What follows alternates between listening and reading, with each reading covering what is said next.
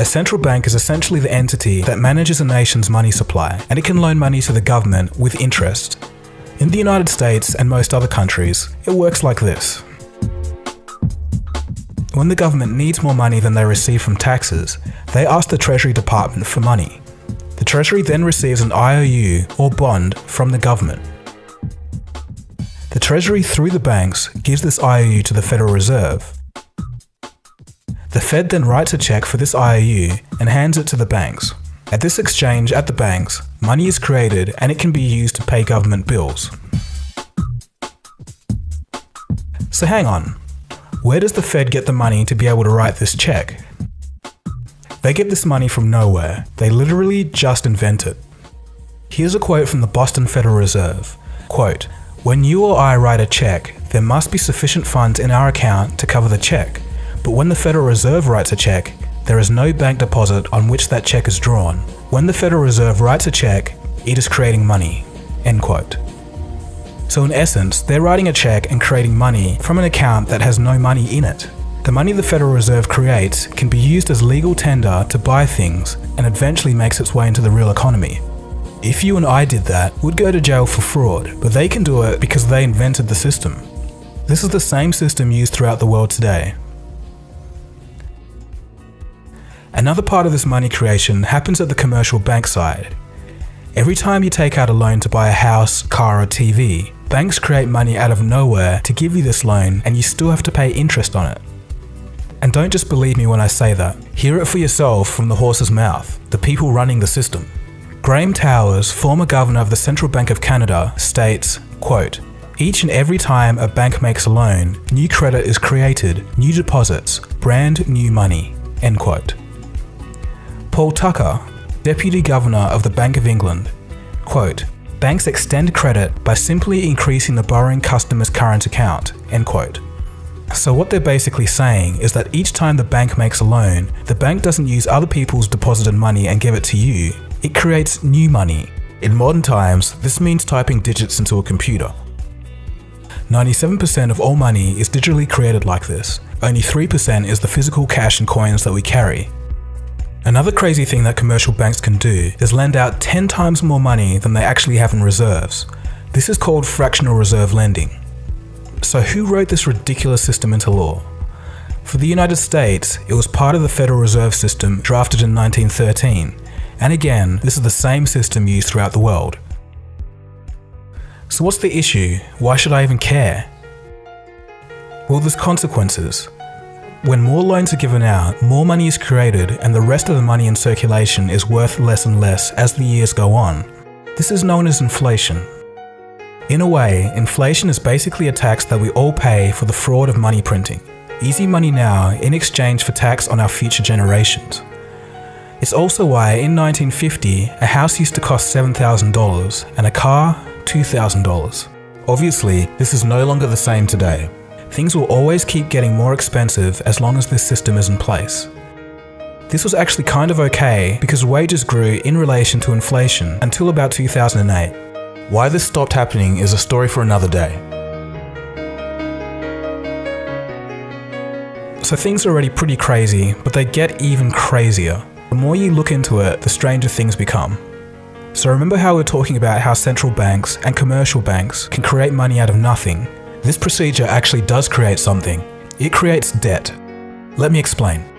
When you take out a loan, it's written down as an asset in the bank as a negative form, kind of like a negative value of money, or otherwise known as debt. Under this system, debt is actually money. And again, don't just listen to me.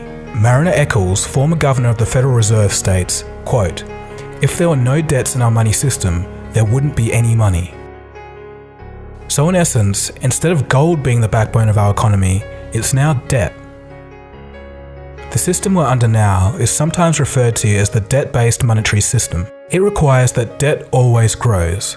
Countries and people must become deeper in debt so that there's more money in the system, because remember, debt is money. If people and governments stop borrowing money and pay back loans, the debt doesn't grow, the money supply shrinks, and the system falters. It truly is bizarre, but we all live in this system each and every day. the Federal Reserve and other central banks control money by adjusting its supply and how much it costs to borrow money, otherwise known as the interest rate. With these tools, and as a consequence of human group psychology, central banks can create booms and busts in the economy at will and also distort and derail an economy by messing with it. Let's take a quick case study. In the year 2000, Federal Reserve Chairman Alan Greenspan cut interest rates to 1%. He did this to try and fight off a recession from the dot-com bubble and encourage people to borrow money.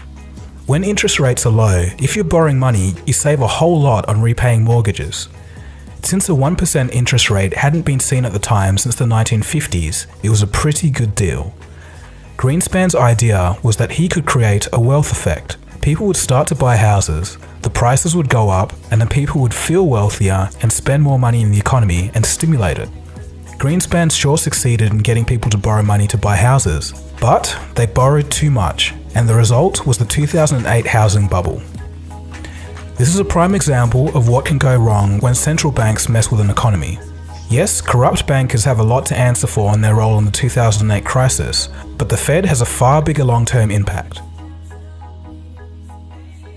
Even crazier things are happening in Japan. Their central bank is buying so many stocks that they were the #1 buyer of Japanese stocks in 2016. So they have part ownership of companies with money that they created from nothing. So in essence, it is the central banks that control our economy and the central and commercial banking system together that control all of our money. The difference is, central banks can create money at will, while commercial banks need loans to create money.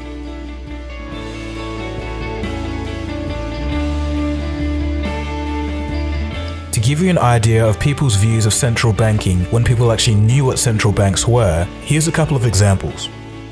In 1881, then President of the United States, James Garfield, states, quote, "Whoever controls the volume of money in any country is absolute master of all industry and commerce, and when you realize that the entire system is very easily controlled one way or another by a few powerful men at the top, you will not have to be told how periods of inflation and depression originate." End quote. Benjamin Franklin in his autobiography stated that the prime reason for the American War of Independence was a battle over who actually controlled and issued the money of the new colonies. Moving on to more modern times, Nobel Prize-winning economist Milton Friedman states, quote, "The Federal Reserve definitely caused the Great Depression by contracting the amount of currency in circulation by 1/3 from 1929 to 1933, end quote. So with all of this being said, some would argue that central banks are not inherently a bad thing. They just need to be part of the government and not privately owned. The government should be able to issue its own money for the benefit of the people and shouldn't have to pay a massive interest on its own debt. This was tried at least once in the United States by President Lincoln, who stated this, "The government should create, issue, and circulate all the currency and credit needed to satisfy the spending power of the government and the buying power of consumers.